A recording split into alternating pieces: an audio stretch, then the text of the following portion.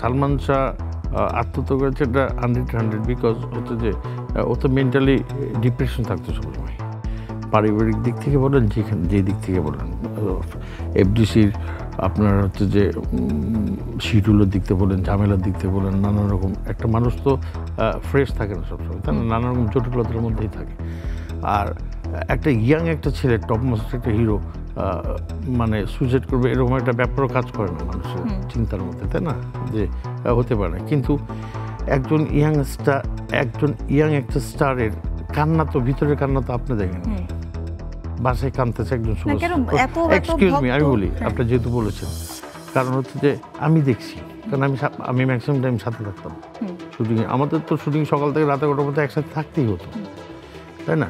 তো আমি সালমান শাহ তো কান্না, লুকিয়ে কান্না আপনি দেখেননি, দর্শক দেখেনি, জনগণ দেখেনি, সালমানের মা তো দেখেনি, আমরা তো দেখছি।